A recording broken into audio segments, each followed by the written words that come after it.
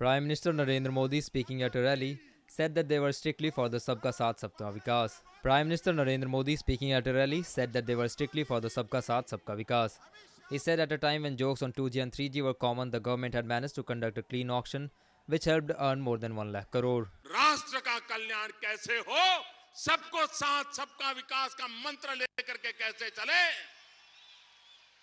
दल से बड़ा देश होता है।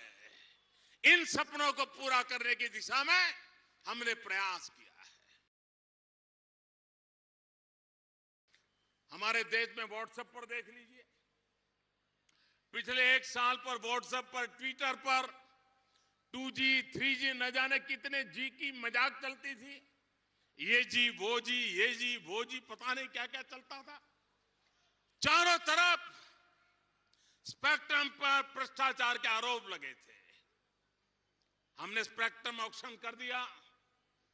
स्क्रीन पर मीडिया के लोग बैठ करके देखते थे कि ऑक्शन कैसे हो रहा है, और सप्ताह भर चलता रहा ऑक्शन। और भाइयों बहनों, हिंदुस्तान ने कभी कमाया नहीं था उससे ज्यादा 1 लाख करोड़ से भी ज्यादा ऑक्शन के अंदर आज हिंदुस्तान की तिजोरी में पैसा आ गया। देश ने पहली बार एक नए प्रकार का रेल बजट देखा है। कल्पना ही नहीं थी देश को कि ऐसा भी कोई रेलवे बजट हो सकता है क्या। नहीं तो पहले रेलवे बजट क्या हुआ करता था, एमपी अपने अपने इलाके में रेलवे की सुविधा को लेकर के चिट्ठियां लिखते थे कि ये ट्रेन बढ़ा दो, इधर डिब्बा बढ़ा दो, इधर सीटें बढ़ा दो, यहां स्टॉपेज बढ़ा दो, यहां प्लेटफॉर्म पर ये व्यवस्था कर दो।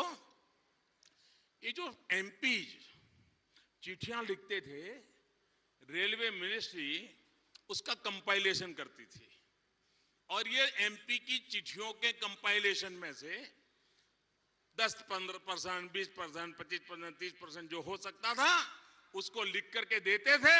उसको रेलवे का बजट माना जाता था।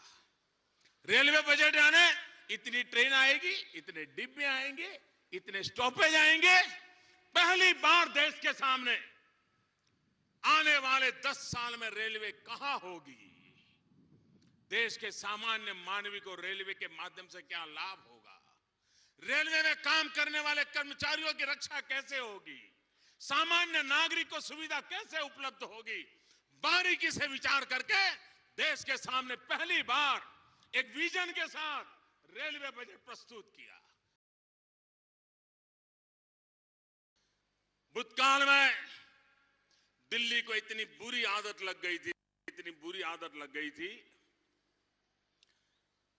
शायद ये आदत अंग्रेजों ने विरासत में छोड़ी थी, मुगल शासकों ने विरासत में छोड़ी होगी, और दिल्ली में बैठने वालों को यही लगता था कि हम ही सब कुछ है, राज्य कुछ नहीं होता है।